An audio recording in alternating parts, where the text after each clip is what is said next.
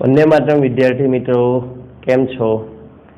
Okay, तो आपने रासायनिक गतिकी में पहलो विडियो जो एनी अंदर वेग एटले शुं, वेगना प्रकारों, सरेराश वेग, त्वरित वेग एनो अभ्यास कर्यो और एना समीकरण केवी रीते लखी शकाय, सूत्र केवी रीते लखी शकाय, दाखला केवी रीते गणी शकाय, ए बधानी समजण मेळवी। हवे आपणे आज आगळ वधीए। आज आपनो टॉपिक छे प्रक्रिया वेगने असर करता परिबळो। प्रक्रिया वेगने असर करता परिबळोनी जो सामान्य बात करें तो सांद्रता, तापमान, दबाण, उद्दीपक आ बधा प्रक्रियाना वेगने असर करे छे। ए पैकी आपणे सौ प्रथम लईए वेगनो सांद्रता पर आधार। એટલે એનો અર્થ કે સાંદ્રતા બદલાતા વેગ કેવી રીતે બદલાય છે તે સમજીએ। તો મિત્રો ચોપડીમાં લાંબી લાંબી વાત કરી છે, પણ જો એને ટૂંકમાં પતાવી હોય તો વેગ ચલે છે પ્રક્રિયકોની સાંદ્રતા। બહુ સિમ્પલ, વેગ ચલે છે પ્રક્રિયકોની સાંદ્રતાનો અર્થ શું થાય? પ્રક્રિયકોની સાંદ્રતા વધારીએ તો રાસાયણિક પ્રક્રિયાનો વેગ વધે છે, પ્રક્રિયકોની સાંદ્રતા ઘટે તો રાસાયણિક પ્રક્રિયાનો વેગ ઘટે। સંતુલનમાં પણ લ સેટેલિયરના નિયમમાં આપણે આ શીખીને આવ્યા છે। रासायनिक प्रक्रिया में वेग क्यारे महत्तम होय? फरीथी तो के शरूआतमां ज, कारण के शरूआतमां प्रक्रियकोनी सांद्रता महत्तम होय, पछी जेम समय आगळ जाय तेम सांद्रता घटती जाय एटले वेग पण घटतो जाय। मित्र, निपजनी सांद्रता साथे वेगने कोई संबंध नथी। वेगने मात्र प्रक्रियकोनी सांद्रता साथे संबंध छे, आ ध्यान राखजो। एटले वेग चले छे सांद्रता नहीं, वेग चले छे प्रक्रियकोनी सांद्रता। ओके, હવે આપણે એક નવો શબ્દ સમજીએ, વેગ નિયમ, બરાબર, અથવા એને બીજો શબ્દ છે વેગ સમીકરણ, અથવા ત્રીજું છે વેગ અભિવ્યક્તિ। એટલે વેગ નિયમ, વેગ સમીકરણ કે વેગ અભિવ્યક્તિ એટલે શું? તો પ્રક્રિયાના વેગને પ્રક્રિયકોની સાંદ્રતાના પર્યાયોમાં દર્શાવવાની રીત, પ્રક્રિયાના વેગને, બરાબર, પ્રક્રિયાના વેગને પ્રક્રિયકોની સાંદ્રતાના પર્યાયોમાં દર્શાવવાની રીતને વેગ નિયમ કહે છે। જેમ કે અહીંયા આપણે જોઈએ છે કે ભાઈ વેગ, થોડુંક સમજીશું અહીંયા, પણ ખાલી તમને આશ્રય બતાવું છું કે ભાઈ વેગ ચલે છે એની એક્સ ઘાત બીની વાય ઘાત, ધારો કે એ અને બી પ્રક્રિયક છે તો આવું કંઈક લખીએ તો એને કહેવામાં આવે છે વેગ નિયમ, જેને આપણે અહીંયા નીચે સમજીએ। પહેલાં ખાલી વ્યાખ્યા જોઈએ, વેગને પ્રક્રિયકોની સાંદ્રતાના પર્યાયોમાં દર્શાવવાની રીતને વેગ નિયમ કહે છે, તેને જ વેગ અભિવ્યક્તિ કે વેગ સમીકરણ પણ કહેવાય। ओके, उदाहरण लईने समझिए, वधारे समजाशे। धारो के आपनी पासे कोई प्रक्रिया है जेने ए ना ए मोल अने बी ना बी मोल वच्चे प्रक्रिया थईने सी ना सी मोल अने डी ना डी मोल निपज बने छे। तो आमां वेग नियम अथवा वेग अभिव्यक्ति केवी रीते करी शकाय? ओके, अहींया ए, स्मॉल बी, स्मॉल सी अने स्मॉल डी आ शुं छे? तत्वयोगमितीय गुणांको छे। ज्यारे कैपिटल ए, कैपिटल बी प्रक्रियको छे, कैपिटल सी अने कैपिटल डी निपजो छे। ओके, वेग अभिव्यक्ति केवी रीते लखाय? मारे आना माटे कोई के वेग नियम लखो, वेग अभिव्यक्ति लखो, तो वेग समीकरण लखो। तो आवुं लखवानुं, वेग चले छे ए नी एक्स घात बी नी वाय घात।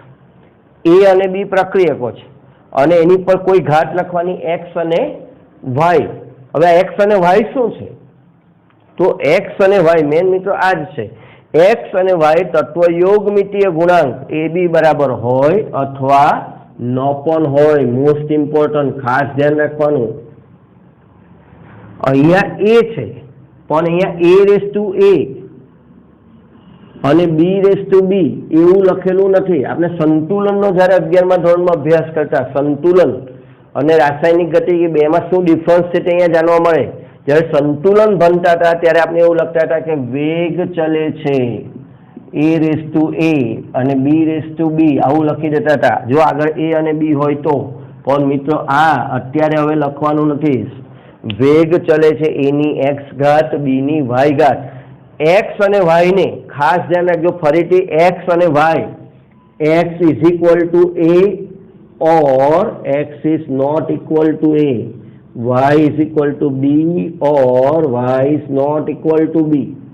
x અને y એ અને b જેટલા હોઈ પણ શકે ન પણ હોય, એની કોઈ ગેરંટી હોતી નથી, કંઈ નક્કી હોતું નથી। કેમ નક્કી નથી હોતું તે બધું હવે આપણે આગળ સમજીએ। ઓકે, તો આપણે આ સમીકરણમાં થોડુંક આગળ વધીએ કે ભાઈ વેગ ચલે છે a raise to x b raise to y, આને વેગ અભિવ્યક્તિ કહેવાય, વેગ નિયમ કહેવાય।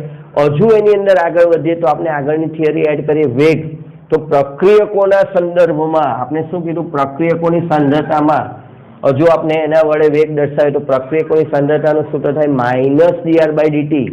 વેગ બરાબર હમણાં આપણે આગળ ભાઈના આર એવી વેગ બરાબર -dr/dt.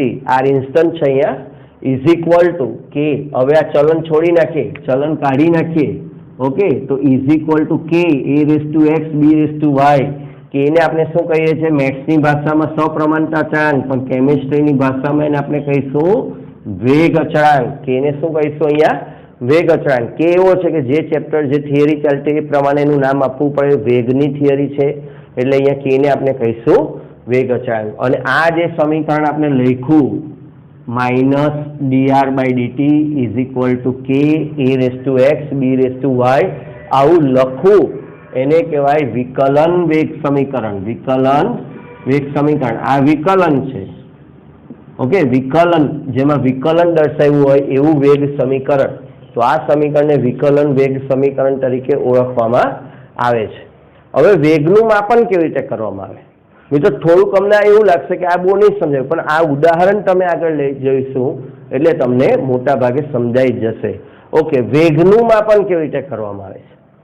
તો ખાસ ધ્યાન રાખવું, વેગ નિયમ, આ જે વેગ નિયમ આપણે લખ્યો છે સૈદ્ધાંતિક રીતે નહીં પરંતુ પ્રાયોગિક રીતે નક્કી થાય છે.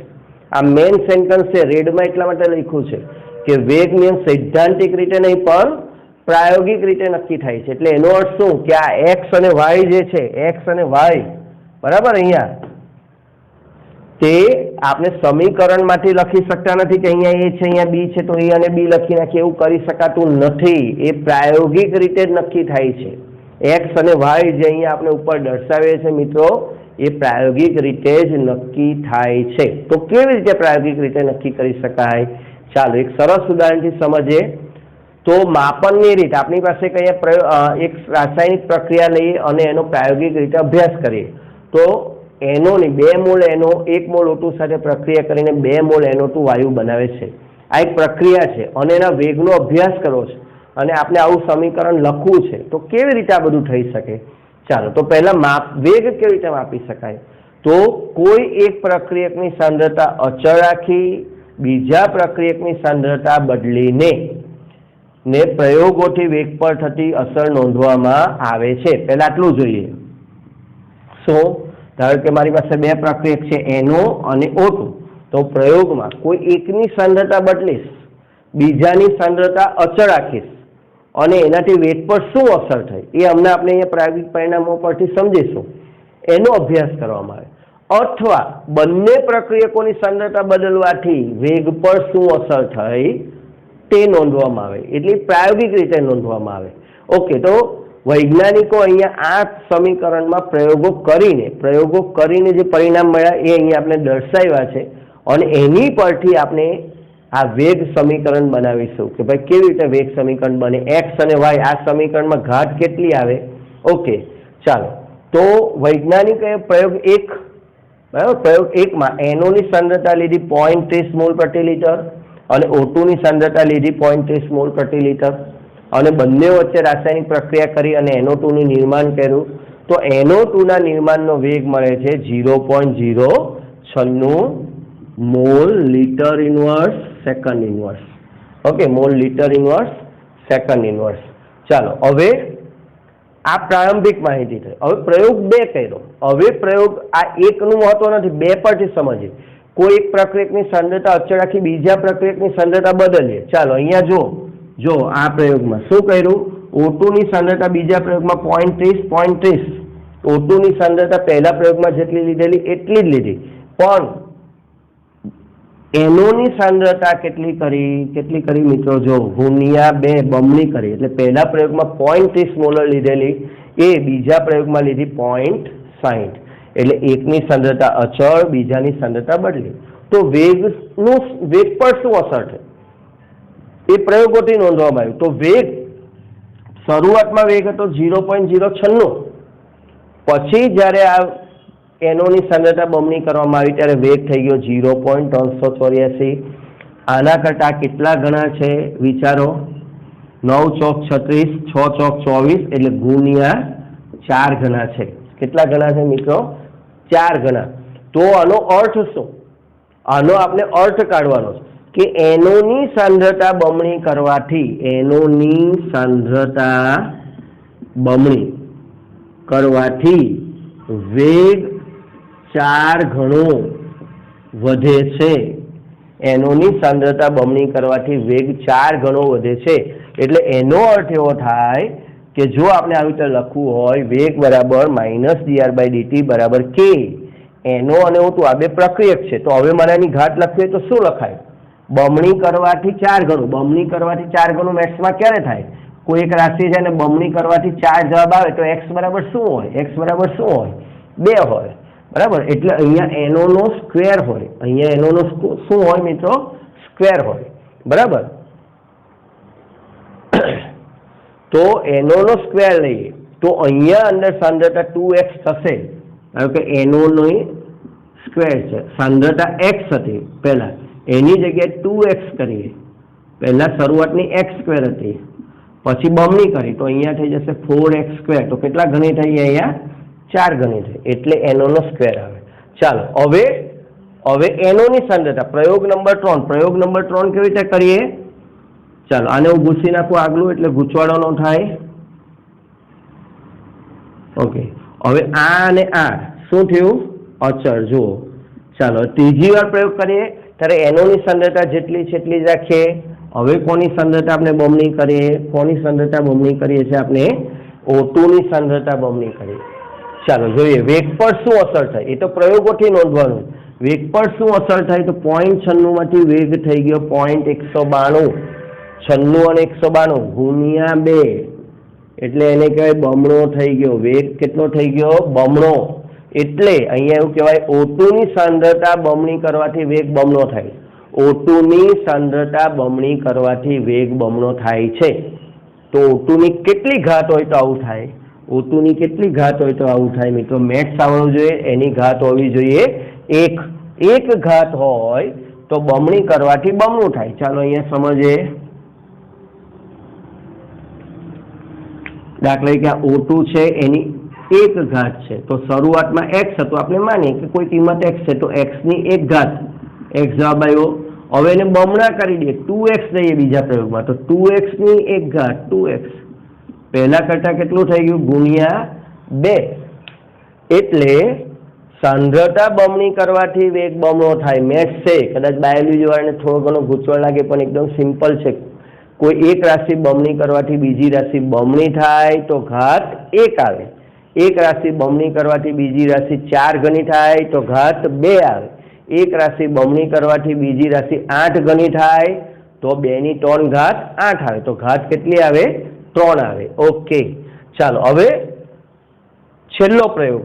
બંને પ્રક્રિયકોની સાંદ્રતા બદલીને ફરીથી વેગ માપવામાં આવે. તો NO ની સાંદ્રતા બમણી કરી, NO ની સાંદ્રતા બમણી અને O2 ની સાંદ્રતા, સોરી અહીંયાથી ને આપણે અહીંયાથી શરૂઆતનો અહીંયાથી બમણી, ફરી પાછી બમણી કરવામાં આવી અને અહીંયાથી અહીંયા જોઈએ તો પણ બમણી કરવામાં આવી. ઓકે, તો બંનેની સાંદ્રતા બમણી કરવાથી વેગ 0.096 માંથી બની ગયો 0.368. કેટલા ગણો થાય?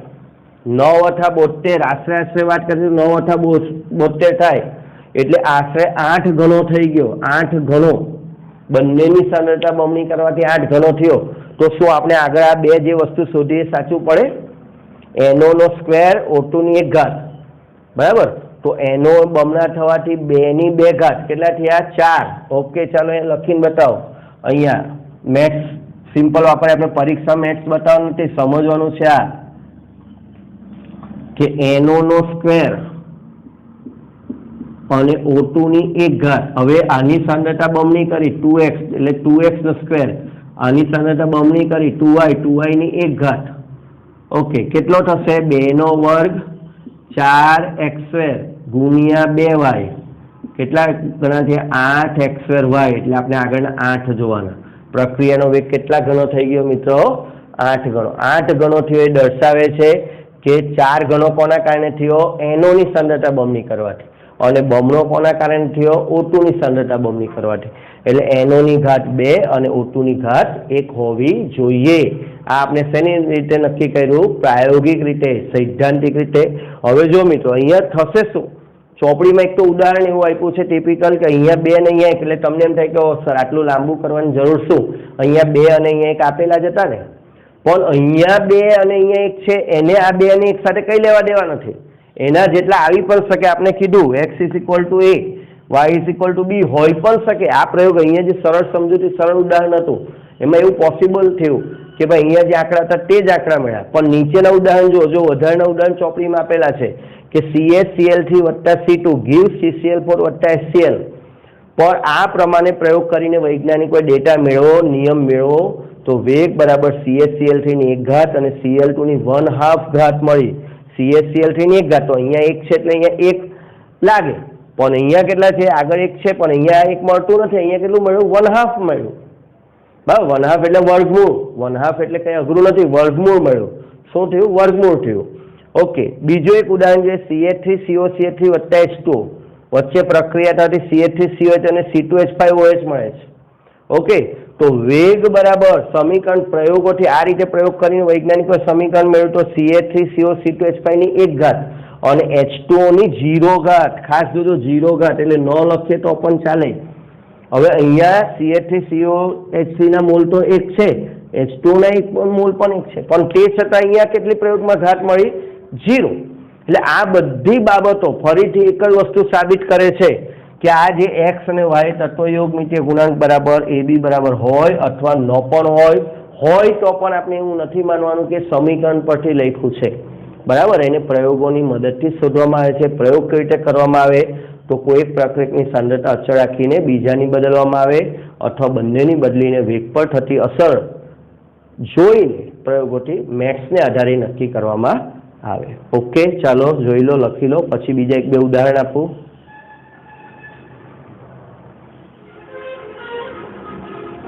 ઓકે મિત્રો, તો થોડુંક કદાચ કોઈને હાર્ડ લાગ્યું હોય તો બીજા 2 સહેલા એક્ઝામ્પલ જોઈએ। હા, ખાસ મિત્રો મેથ્સનું સામાન્ય નોલેજ તો ઘાતનું હોવું જોઈએ તો જ સમજાશે। ઓકે, ઉદાહરણ નંબર 2, ધારો કે A + B કોઈ પ્રક્રિયક છે અને એ નિપજ આપે છે, બરાબર, તો એનો વેગ કેવી રીતે નક્કી કરી શકાય? તો પરીક્ષામાં તમને આવી રીતે કોષ્ટક આપેલું હશે, તમારે આ કોષ્ટક કેવી રીતે આવ્યું ચિંતા કરવાની જરૂર નથી। પરીક્ષામાં આવું કોષ્ટક આપેલું હશે કે A અને B પર કરવામાં આવતા પ્રયોગના પરિણામો નીચે મુજબ છે, તો તેના પરથી વેગ સમીકરણ જણાવો। તો વેગ સમીકરણ એટલે આપણે અહીંયા ઘાત શોધીને આપવાની છે। ઓકે, ચાલો હવે આ રીતે ઘાત શોધીએ। સૌ પ્રથમ અહીંયાથી અહીંયા જોઈએ શું જોવા મળે છે? તો કે અહીંયા કેવું છે? અચળ છે, પોઈન્ટ 2 માંથી પોઈન્ટ 2, અહીંયા કેવું થયું છે? બમણું। ઓકે, બમણું કર્યું। અહીંયા વેગ કેવો થયો? બમણો થયો। કેવો થયો મિત્રો? બમણો। ઓકે, બમણું કરતા બમણો, બમણું કરતા બમણો, આ યાદ રાખજો, માટે ઘાત 1 મળે। કેટલી મળે? 1। બમણું કરતા બમણું એટલે મેથ્સની ભાષામાં એમ કહેવાય ઘાત 1 છે, એટલે એની ઘાત, એની સાંદ્રતા બમણી કરવાથી વેગ બમણો થયો, એટલે એની ઘાત ખબર પડી ગઈ આટલાથી। એની ઘાત કેટલી છે મિત્રો? 1 ઘાત છે, ન લખીએ તો પણ ચાલે। ઓકે, હવે બી માટે ટ્રાય કરીએ। તો અહીંયાથી અહીંયા આવી જઈએ, પોઈન્ટ 2 માંથી પોઈન્ટ 2, ઓકે, આ અચળ છે, અને અહીંયાથી અહીંયા આવી જઈએ, પોઈન્ટ 2 માંથી પોઈન્ટ 4 બમણું કરવામાં આવ્યું છે, પોઈન્ટ 2 માંથી પોઈન્ટ 4 બમણું, આ તો અચળ છે। વેગ કેટલા ગણો થયો? અહીંયા કિંમત બમણી થઈ, 0.01 માંથી 0.8, એટલે કેટલા ગણો થયો? 8 ગણો। ઓકે, એટલે બમણું કરવાથી 8 ગણો। તો મિત્રો આવી રીતે વિચારવાનું, 2 ની કેટલી ઘાત, 2 ની કેટલી ઘાત લઈએ તો 8 થાય, આવી રીતે વિચારવાનું। જેમ કે અહીંયા 2 ની કેટલી ઘાત લઈએ તો 2 થાય, તો કે 1 ઘાત, 2 ની કેટલી ઘાત લઈએ તો 8 થાય, x બરાબર 3, બરાબર। એટલે અહીંયા b ની કેટલી ઘાત હોવી જોઈએ? 3 ઘાત હોવી જોઈએ। આ સિમ્પલ મેથ્સ છે, બરાબર। ચાલો બીજાની પ્રેક્ટિસ કરીએ। x + y gives નિપજ, 1 2 3 પ્રયોગ આપેલા છે। ફરી પાછું એ જ રીતે અહીંયાથી અહીંયા આપણે તપાસીએ તો આ અચળ છે, ઓકે, અહીંયા જોઈએ તો બમણું થાય છે, ઓકે। બમણું કરવા છતાં, જો બમણું કરવા છતાં વેગ અચળ રહે છે. એટલે હવે તમે લખો 2 ની કેટલી ઘાત 2 જ બે પણ નથી રહેતો અચળ. અચળ એટલે 1. અચળ એટલે 1. મિત્રો ધ્યાન રાખજો, 2 ની કેટલી ઘાત લઈએ તો 1 થાય. એટલે અહીંયા શું થયું, એ બમણું કરવા છતાં પણ વેગને કોઈ ફેર નહીં પડ્યો. સાદી ભાષામાં સમજીએ, સાંદ્રતા બમણી કરવા છતાં પણ વેગને કોઈ અસર નહીં થાય. એટલે આવું કેમ હોય? કારણ કે x = 0. આ જે ઘાત છે, આ જે ઘાત x એ 0 છે. કેટલી ઘાત છે? 0. 0 મેક્સમાં 0 એટલે કોઈની પણ 0 ઘાત લઈએ એની 0 ઘાત બરાબર 1. એટલે 0 નહીં થાય, એની 0 ઘાત 0 નહીં થાય, એની 0 ઘાત બરાબર 1. એટલે એનો અર્થ કે આ વેગ માટે લખીએ તો વેગ અચળ થઈ જાય. કોઈ જ્યારે વેગ સાંદ્રતા બદલવા છતાં વેગ અચળ થાય તો ઘાત 0, સાંદ્રતા બદલવા છતાં વેગ અચળ માટે ઘાત 0. આ સમજો કેવી રીતે ઘાતના જવાબ આપવાના તે. સાંદ્રતા બદલીએ અને વેગ અચળ હોય તો ઘાત કેટલી લખવાની? 0. ઓકે, ચાલો હવે આની પર આવી જઈએ. 0.2 માંથી 0.8, 0.2 માંથી 0.8 કેટલા ગણું કહેવાય? કેટલા ગણું કહેવાય? 4 ગણું કહેવાય. 4 ગણું થયું 0.2 ચોક 8. ચાલો અહીંયા આપણે જોઈએ તો, અહીંયા જોઈએ તો અહીંયા મિત્રો આ લખી રાખું તમને એના માટે. હવે અહીંયા આપણે જોઈએ તો 0.2 માંથી 0.2 એટલે અચળ બીજા પ્રયોગમાં, ત્રીજા પ્રયોગમાં. તો હવે અહીંયા 4 ગણું કર્યું. 4 ગણું કરવાથી અહીંયા સાંદ્રતા કેટલી થઈ? 0.1 માંથી 0.2. 4 ગણું કરવાથી બમણું. જોજો, ચાલો હવે મેથ્સ વાપરો. 4 ગણું કરવાથી બમણું. તો હવે અહીંયા આપણે તમે વિચારો કે 2 ની કેટલી ઘાત કરીએ, બરાબર? તો અહીંયા આપણે 2 તો નથી 4 ઘાત છે, એટલે સોરી 4 ગણું કર્યું એટલે 4 ની કેટલી ઘાત કરીએ તો 2 જવાબ આવે. 4 ગણું કર્યું એટલે 4 લખવા. 4 ની કેટલી ઘાત કરીએ તો 2 જવાબ આવે. અહીંયા બમણું થયું. ઓકે, શું થશે મિત્રો? વર્ગમૂળમાં 4 લઈએ ને તો 2 જવાબ આવે. માટે x બરાબર 1/2. એટલે એનો અર્થ એવો થાય કે અહીંયા સાંદ્રતા 4 ગણી કરવા છતાં વેગ બમણો જ થયો. કોની? x ની સાંદ્રતા 4 ગણી કરવાથી વેગ બમણો થયો. એટલે એનો અર્થ કે x ની ઘાત કેટલી હોવી જોઈએ? 1/2. x ની કેટલી ઘાત હોવી જોઈએ? 1/2. અને y માટે આપણે પહેલા સમજા. y માટે શું સમજા? સાંદ્રતા બદલાવા છતાં વેગ અચળ એટલે y ની ઘાત 0. બરાબર? અહીંયા 4 ગણું કરવાથી બમણું એટલે એનો અર્થ મેથ્સની ભાષામાં થાય અડધી ઘાત આવે એટલે વર્ગમૂળ આવે. એટલે તમે આને પરીક્ષામાં આ રીતે પણ લખી શકો, વેગ બરાબર k વર્ગમૂળમાં x. ઓકે, y તો y 0 થાય એટલે y નીકળી જાય તો ઓપ્શન આવો પણ આપેલો હોય. ઓકે, તો આ ઉદાહરણોથી આપણે સમજા. આ રીતના MCQ આવે તો તમારે કેવી રીતે વેગ નિયમ નક્કી કરવા. જો ન સમજાય તો ફરી પાછો વિડીયો એકવાર રિપ્લે કરીને જુઓ. ઓકે મિત્રો, કોન્સેપ્ટ ક્લિયર કરવા માટે હજુ આપણે 2-4 પ્રશ્નો વધારે જોઈએ જેથી તમને બરાબર ખ્યાલ આવે. થિયરીની શક્યતા ઓછી પરંતુ MCQ પૂછવાની શક્યતા બહુ વધારે. બહુ જુદી જુદી રીતે MCQ પૂછાય. ઓકે, ચાલો. N1A + N2B gives નિપજો. આ એક પ્રક્રિયા છે. એના માટે વેગ બરાબર k a ની 3 ઘાત b ની 0 ઘાત આવું આપેલું છે. વેગ બરાબર k a ની 3 ઘાત b ની 0 ઘાત. જો a ની સાંદ્રતા બમણી કરીએ અને b ની સાંદ્રતા અડધી કરીએ તો વેગ કેટલા ગણો થાય? ઓકે, ચાલો આની ગણતરી બનાવવી હોય તો કેવી રીતે બતાવાય? તો આપણી પાસે સમીકરણ છે વેગ બરાબર k a ની 3 ઘાત b ની 0 ઘાત. ઓકે, શરૂઆતનો વેગ ધારો કે કંઈ નથી કરતા તો ધારો કે a બરાબર a ની સાંદ્રતા બરાબર x, b ની સાંદ્રતા બરાબર y શરૂઆતમાં. તો શરૂઆતનો વેગ આ લખવાની રીત. જો મિત્રો લખવામાં આપણને થિયરીમાં પ્રશ્ન કોઈ 1 માર્ક 2 માર્કમાં આવી ગયો તો આ રીતે એક્ઝામમાં લખી શકાય. શરૂઆતનો વેગ બરાબર k x ની 3 ઘાત y ની 0 ઘાત બરાબર k x ની 3 ઘાત. ઓકે, હવે શું કરવાનું છે? અહીંયા શું કરવાનું છે? a ની સાંદ્રતા બમણી એટલે પ્રયોગ નંબર 2. વેગ બરાબર કે a ની 3 ઘાત b ની 0 ઘાત. હવે આપણે કે x હતા એને કેટલા કરવાના છે? બમણા 2x ની 3 ઘાત. b ની સાંદ્રતા અડધી એટલે y હતી પહેલા એટલે y/2 મેક્સ એપ્લાય કરવાનું છે. આ શરૂઆતમાં હતું. પછી બીજા પ્રયોગમાં a ની સાંદ્રતા બમણી એટલે બમણી કરી, b ની સાંદ્રતા અડધી એટલે y/2 કરી. ઉપર ઘાત તો આપેલી છે આપણને. શું જવાબ આવશે? ઓકે, કે 2 ની 3 ઘાત 8 x નો ઘન કોઈની પણ 0 ઘાત એટલે 1 જ આવે. તો અહીંયા જવાબ આવ્યો મિત્રો. શું જવાબ આવ્યો? અહીંયા લખું છું 8kx નો ઘન. આવું થાય 8kx નો ઘન. તો આ kx નો ઘન તો 8 ગુણ્યા શરૂઆતનો વેગ.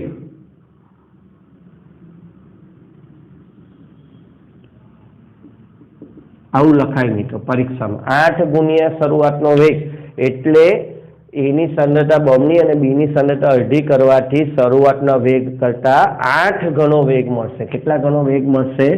8 ગણો. મિત્રો તો લખવાની રીત લાંબી થઈ. બાકી MCQમાં પૂછાયું તો આવું લાંબુ લખવાની જરૂર નથી. આ તો 2 માર્ક ગુજરાત બોર્ડમાં આવ્યું હોય ને 2 માર્ક પર ગણતરી દાખલાની બતાવી તો આવી થાય.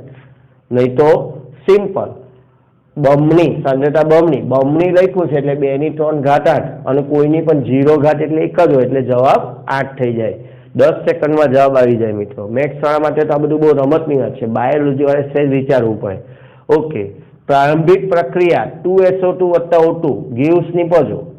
જો પાત્રનું દબાણ 3 ગણું વધારવામાં આવે તો વેગ કેટલા ગણો થાય? ઓકે, તો હવે આપણને પહેલા તો આવું સમીકરણ જોઈએ મિત્રો. સમીકરણ પરથી આપણે કહી શકીએ, પણ એક નિયમ છે જેની પછી થિયરીઓમાં આવવાનો છે. પ્રારંભિક પ્રક્રિયા એવું લખેલું હોય, પ્રારંભિક પ્રક્રિયા, તો અહીં એક નિયમ લખી નાખું. પ્રારંભિક પ્રક્રિયા માટે બરાબર વેગના સમીકરણમાં ઘાત તત્વયોગ મિતીય ગુણાંક જેટલી લેવી. આ નિયમ યાદ રાખજો. જો પ્રારંભિક પ્રક્રિયા માટે એવું આપી દીધું તો આ જે તમારી આગળ તત્વયોગ મિતીય ગુણાંક છે કંઈ નથી લખેલું એટલે એક છે એ જ એની ઘાત બની જાય. એવું કેમ એ આપણે આગળની થિયરીમાં આવશે.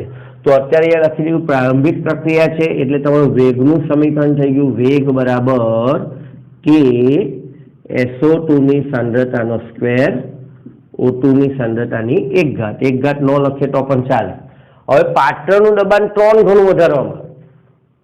પાત્રનું દબાણ, આ પાત્ર છે અને એનું દબાણ 3 ગણું વધારે અને આ નીચે લઈ જવામાં આવે તો SO2 ની સાંદ્રતા પણ 3 ગણી વધે અને O2 ની અંદર બંનેને અસર થાય. SO2 પણ વાયુ છે, જે વાયુ છે એને અસર થાય મિત્રો. એટલે આવામાં ખાસ જોવાનું, SO2 પણ વાયુ છે, O2 પણ વાયુ છે.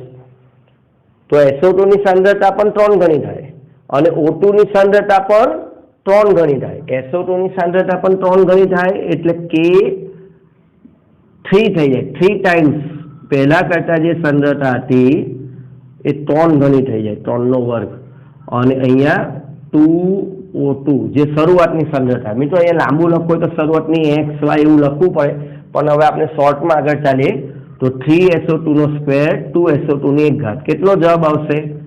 તો 3 નો વર્ગ 9 અને અહીંયા 2 એટલે કેટલા આવ્યા? 18 ને હું બહાર કાઢી લઉં કે SO2 સ્ક્વેર O2. મિત્રો આવું લખતા આવડવું જોઈએ કે 3 નો વર્ગ એટલે 9 અને 2 ની 1 ઘાત એટલે ગુણ્યા 2 બરાબર 18 અને 18 આંકડાને બહાર લઈ લીધો, આગળ લખી દીધો 18 બરાબર કે પછી SO2 નો સ્ક્વેર O2 એટલે આ શરૂઆતનો વેગ એટલે અહીંયા કેટલા ગણો થયો? 18 ગણો વેગ થાય. કેટલા ગણો ફરીથી વેગ થયો મિત્રો? જવાબ આવ્યો 18 ગણો વેગ થાય. ઓકે બરાબર.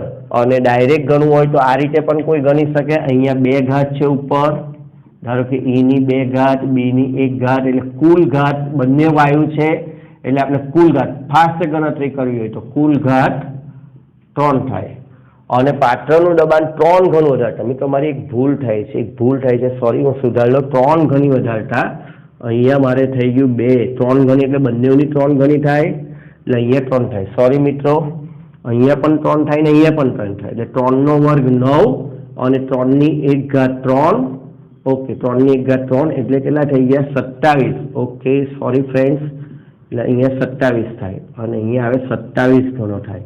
એટલે કુલ ઘાત 3 થઈ, બરાબર. એટલે આ 3 ઘણું વધાર્યું એટલે 3 ની 3 ઘાત બરાબર 27. હવે તો ફાસ્ટ જાઓ, આ મેથ્સના વિદ્યાર્થીઓ આ સમજી શકે, બાયોલોજીના વિદ્યાર્થીઓને મુશ્કેલી પડે કે 2 ને 1 કુલ ઘાત 3 થઈ, બંનેનો સાંદ્રતા 3 ગણી વધે છે એટલે 3 ની 3 ઘાત 27.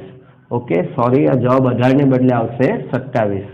ચાલો, વાયુમય પ્રક્રિયા માટે વેગ કે, વેગ બરાબર કે એ બી, જો પાત્રનું કદ પ્રારંભિક કદના 1/4 જેટલું કરવામાં આવે તો વેગ કેટલા ગણો થાય? બરાબર, પોઝ કરી દો, જાતે વિચારો. હું તો ધીમે ધીમે લેવલ વધારતો જાઉં છું. ઓકે, ચાલો, હવે જો પાત્રનું કદ પ્રારંભિક કદના 1/4, હવે કદની વાત આવી મિત્રો, તો અહીંયા વાયુમય પ્રક્રિયા છે. વાયુમય પ્રક્રિયા માટે કદ ચલે છે 1/દબાણ, એટલે કે દબાણ અને કદ એકબીજાના કેવા છે? વ્યસ્ત. તો કદ 1/4 જેટલું કરવામાં આવે, કદ 1/4 માટે દબાણ 4 ગણું કરવામાં આવે, એવું કહેવામાં આવ્યું છે. કદ 1/4 કરવામાં આવ્યું તો દબાણ 4 ગણું કરવામાં આવે. વાયુ માટે સાંદ્રતાની જગ્યાએ શું લઈ શકીએ આપણે? દબાણ. એટલે કદથી ગણતરી નહીં કરી શકીએ આપણે. જ્યારે પણ તમને કદ આપ્યું હોય તો કદને શેમાં ફેરવવાનું? દબાણ. એટલે ઉપરના જેવો દાખલો થયો, ઉપરમાં 3 ગણું વધાર્યો, એની જગ્યાએ અહીંયા કહી દીધું કદ 1/4 એટલે દબાણ 4 ગણું કરો. હવે તમે જાતે વિચારો, ચાલો 4 ગણું કરવાનું છે. મેં આવો શોર્ટકટ કીધું, શોર્ટકટની રીતે અહીંયા આપેલું છે, એમાં વિચારો શું થશે?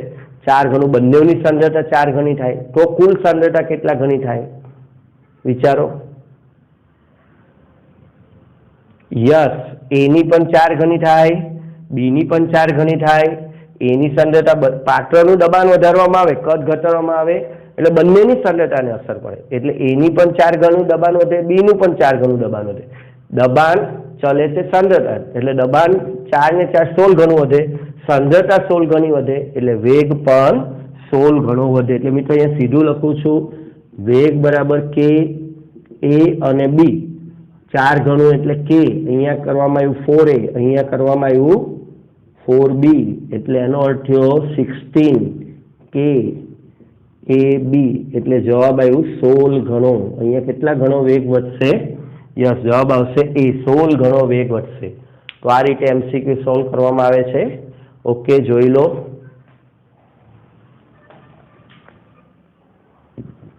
તો ચાલો મિત્રો, હવે પ્રક્રિયાનો ક્રમ કોને કહેવાય તે સમજીએ. હમણાં જે આપણે સમજીને આવ્યા છે એમાં થોડુંક નોલેજ એડ કરવાથી આપણને પ્રક્રિયાના ક્રમ વિશે માહિતી મળશે. હમણાં આપણે જણાવ્યું વેગ નિયમમાં કે પ્રક્રિયા વેગ બરાબર કે એ ની x ઘાત બી ની y ઘાત, જ્યાં x અને y ને તત્વયોગ મિતીય ગુણાંક સાથે કોઈ સંબંધ નથી. તો મિત્રો હવે આને એવું સમજવાનું છે કે શું આ સમીકરણને શું કહેવાય? તો કે x ને પ્રક્રિયક e ના સંદર્ભમાં પ્રક્રિયાનો ક્રમ કહેવાય. x ની જે મૂલ્ય મળે એને પ્રક્રિયક e ના સંદર્ભમાં પ્રક્રિયાનો ક્રમ કહેવાય. y ને પ્રક્રિયક b ના સંદર્ભમાં પ્રક્રિયાનો ક્રમ કહેવાય.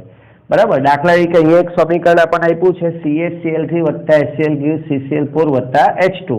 તો એના માટે પ્રક્રિયા વેગ મળે છે કે CaCl3 H2⁻1/8. તો CHCl3 ના સંદર્ભમાં પ્રક્રિયાનો ક્રમ, CHCl3 ના સંદર્ભમાં ક્રમ થયો તમારો 1, H2 ના સંદર્ભમાં પ્રક્રિયાનો ક્રમ થયો 1/2 અને x વત્તા y ને પ્રક્રિયાનો કુલ ક્રમ કે એકંદર ક્રમ તરીકે પણ ઓળખવામાં આવે. એટલે કોઈ કે આ પ્રક્રિયાનો કુલ ક્રમ જણાવો, તો કુલ ક્રમ બરાબર 1 વત્તા 1/2 બરાબર 3/2 અથવા 1.5 આવો જવાબ આપવામાં આવે. ઓકે, અથવા બીજું એક ઉદાહરણ છે CH3CO CH3 H2 CH3COH CH3OH. આના માટે મળે છે વેગ બરાબર કે CH3CO CH3 ની 1 ઘાત. મિત્રો અહીંયા H2O લખેલું નથી, આવું સમીકરણમાં લખેલું છે વેગ બરાબર કે CH3CO CH3 ની 1 ઘાત. तो आनो अर्थ एवो थाय के H2O ની ઘાત કેટલી હોય? 0. નથી લખેલું એટલે એનો અર્થ એવો છે H2O ની ઘાત 0. તો CH3CO CH3 ના સંદર્ભમાં પ્રક્રિયાનો ક્રમ 1, H2O ના સંદર્ભમાં પ્રક્રિયાનો ક્રમ 0 અને કુલ ક્રમ પ્રક્રિયાનો થાય 1 + 0 = 1. ઓકે, બહુ ઈઝી છે. પ્રક્રિયા ક્રમને તત્વયોગમિતીય ગુણાંક સાથે કોઈ સંબંધ નથી, એટલે આ જે આંકડાઓ અહીંયા મળે છે આપણે આગળ ભણી ગયા તેમ એને અહીંયા સમીકરણમાં આગળ લખેલા તત્વયોગમિતીય ગુણાંક સાથે કોઈ સંબંધ નથી. આ જે મૂલ્ય છે એ અહીંયા લખેલા મૂલ્ય જેટલું હોઈ પણ શકે અને ન પણ હોય, એ પણ આપણે સમજીને આવ્યા. મિત્રો, પ્રક્રિયા ક્રમનું મૂલ્ય 0, પૂર્ણાંક કે અપૂર્ણાંક હોઈ શકે, આ ધ્યાન રાખજો. આ કિંમત પ્રયોગોથી મેળવવામાં આવે. બીજી એક બાબત જ્યાં રહી ગઈ છે તે આપણે લખીએ. અહીંયા હું લખી દઉં, ક્રમનું મૂલ્ય પ્રયોગોથી મેળવવામાં આવે છે. વધારાની વાત છે જેમને આપણે આગળ સમજીને આવ્યા. આ કિંમતો આપણે નક્કી કરી શકતા નથી. 0 પણ હોય, પૂર્ણાંક પણ હોય કે અપૂર્ણાંક પણ હોય. જેમ કે અહીંયા ઉદાહરણ આપ્યું છે, અહીંયા CH3 ના સંદર્ભમાં એક પૂર્ણાંક છે પણ H2 ના સંદર્ભમાં 1/2 એટલે અપૂર્ણાંક છે. એટલે આ પ્રક્રિયાનો વેગ H2 ના સંદર્ભમાં 0 છે, 0 છે.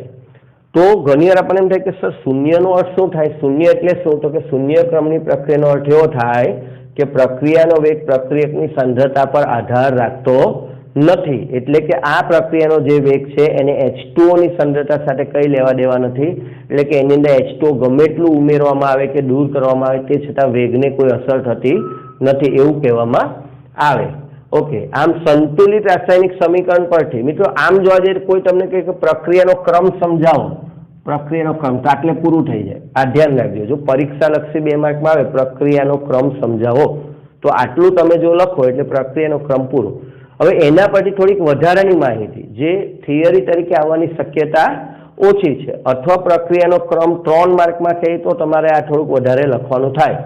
સંતુલિત રાસાયણિક સમીકરણ પરથી પ્રક્રિયા કેવી રીતે થાય છે તેની માહિતી મળતી નથી, કારણ કે પ્રક્રિયા ભાગ્યે જ એક તબક્કામાં થાય. મિત્રો, કોઈ પણ સમીકરણ લખીએ, આ સમીકરણ તમને આ પ્રક્રિયા કેવી રીતે થતી હશે અંદરથી એની કોઈ માહિતી આપતું નથી.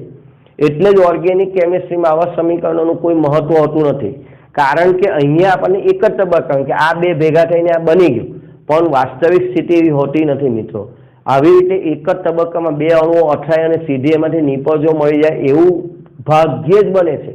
ક્યારેક જ એવું બને કે A + B ભેગા થઈ અને સીધા જ C + D કે કોઈક બનાવે.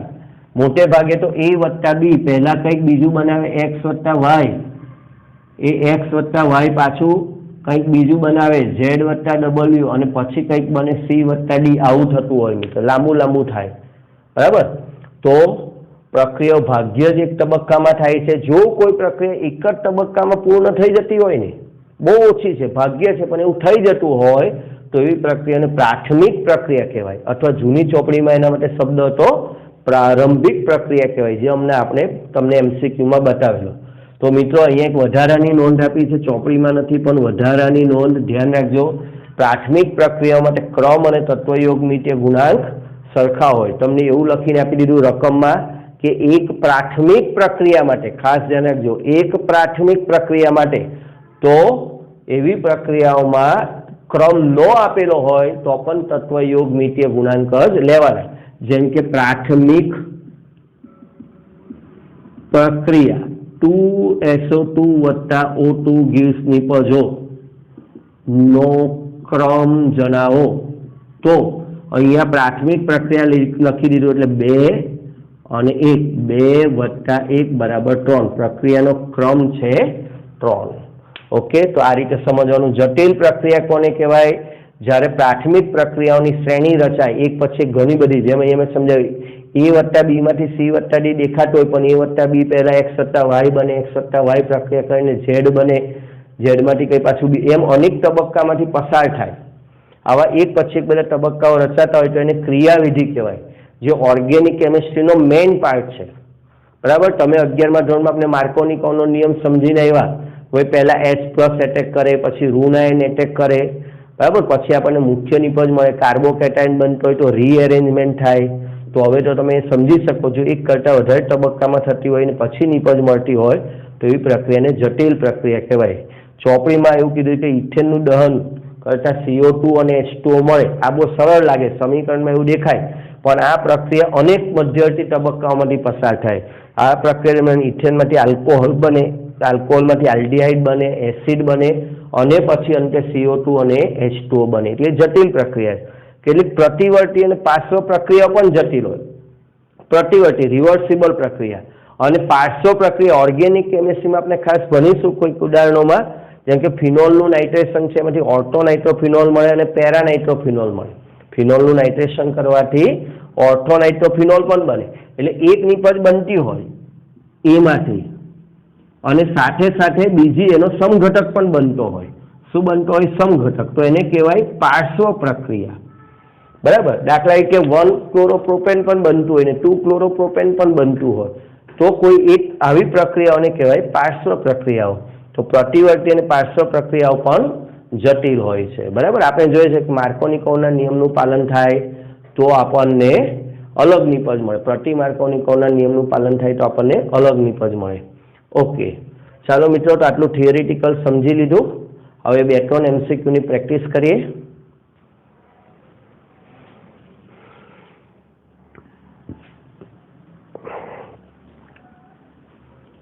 ઓકે મિત્રો, તો 2 MCQ દ્વારા ઝડપથી આપણે કન્સેપ્ટ ક્લિયર કરી લઈએ. ચાલો, પ્રશ્ન 1, ઉદાહરણ 1, A + B + C gives નિપજ માટે વેગ બરાબર k, A ની 1/2 ઘાત, B ની 1/3 ઘાત, C ની 1/4 ઘાત છે. તો પ્રક્રિયાનો ક્રમ જણાવો. પ્રક્રિયાનો ક્રમ એટલે ઘાતનો સરવાળો 1/2 + 1/3 + 1/4. ઓકે, લસા કેટલો લેશો? 4. 12 લસા આવી જશે. ઓકે, 12 લસા 2 × 12, 3 × 12, 4 × 12. તો 6 + 4 + 3, 6 × 4 = 10, 13/12. તો પ્રક્રિયાનો ક્રમ થાય 13/12. અપૂર્ણાંક પણ આવે પ્રક્રિયાનો ક્રમ. એટલે આવા પ્રશ્ન ગણતરી માટે પણ આવી શકે. ઓકે, પ્રક્રિયા A gives B માં જો પ્રક્રિયકની સાંદ્રતા બમણી કરતા વેગ 8 ગણો થાય, 4 ગણી કરતા બમણો થાય, 3 ગણી કરતા અચળ રહે. મિત્રો, ઘણા બધા પ્રશ્ન મેં એકમાં જ લઈ લીધા છે એટલે ઝડપથી પ્રેક્ટિસ થાય. તો ક્રમના મૂલ્યોની ચર્ચા કરો. બમણી કરતા 8 ગણો એટલે બમણી. મેં તમને આગળ શીખવેલું, આપણે આગળ જોયેલું બમણી એટલે 2, 2 ની x ઘાત 8. ઓકે, શું જવાબ આવશે? x બરાબર 3. ઓકે, તો પ્રક્રિયાનો ક્રમ આવ્યો 3 છે. 4 ગણી કરતા બમણો થાય. 4 ગણી એટલે કૌંસમાં લખવાનું, સોરી ફ્રેન્ડ્સ, 4 ગણી કરતા બમણો થાય તો 4 ની કેટલી ઘાત 2 થાય? તો x બરાબર 1/2. બરાબર, એટલે એનો થાય વર્ગમૂળ થાય 0.5. 1/2 એટલે જવાબ આવ્યો 0.5. 3 ગણી કરતા અચળ રહે. 3 ગણી કરતા અચળ રહે. અચળ રહે એટલે 1 જેટલી છે એટલી જ. તો આપણે આગળ બનીને એવા મેથ્સના નિયમ પ્રમાણે x બરાબર 0, કોઈની પણ 0 ઘાત 1 થાય. તો આવા સંજોગોમાં પ્રક્રિયાનો ક્રમ 0 હોય. ઓકે મિત્રો, અને હમણાં જે આપણે આની આગળ MCQ લીધેલા હતા ઘાતવાળા, એ બધા જ MCQ આ ક્રમને પણ લાગુ પડે. ઓકે, આપણે પ્રક્રિયા વેગ સમીકરણ શોધેલું, એ બીજી રીતે આપણે શું શોધ્યું? ઉપર ઘાત, અને જે ઘાત શોધી એને જ આપણે શું શોધ્યો કહેવાય? પ્રક્રિયાનો ક્રમ. એટલે એ જ બધા MCQ અહીંયા પણ લાગુ પડી શકે. ઓકે ફ્રેન્ડ્સ, તો વર્કશીટ માટે આને લગતો જે વિભાગ એક્સરસાઇઝ 1નો વિભાગ B છે એ પણ તમારે સેક્શન B પણ કમ્પ્લીટ કરવાનો અને એકવાર લખીને હોમવર્ક કરવું. ચાલો.